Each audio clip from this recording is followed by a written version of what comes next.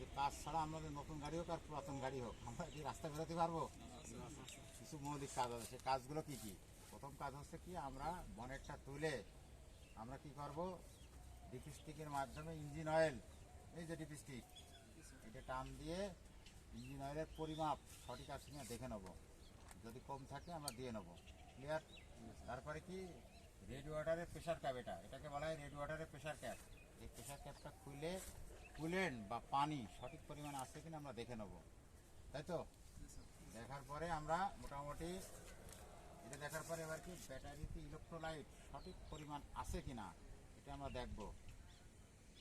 এটা কিন্তু পাশে লো এবং হাই দেখা যাচ্ছে। যদি মনের ভিতরে কোনো কনফিউজ থাকে, এই যে ফিলার ক্যাপ খুলে দেখে নেবো। যদি ইলেকট্রোলাইট কম থাকে তাহলে দিয়ে নেবো।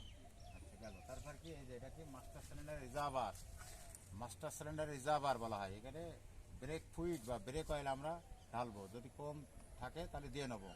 ব্রেক অয়েল যদি না থাকে তাহলে কী হবে, গাড়ি কি ব্রেক হবে সঠিকভাবে? সঠিকভাবে কিন্তু ব্রেক হবে না।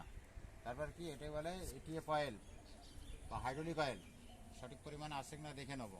ঠিক আছে? দেখার পরে তারপর আমরা গাড়িটা স্টার্ট করব। স্টার্ট করার পরে ক্লাচ, ব্রেক, অ্যাক্সেলেটার সঠিকভাবে কাজ করছে কিনা দেখে তারপরে আমরা বিছনা বলে যাত্রা শুরু করব। এটা কি মনে থাকবে আমাদের? ব্রেক দিতে একটু কি থাক, বেশি লম্বা করলে এটা খারাপ হয়ে যাবে।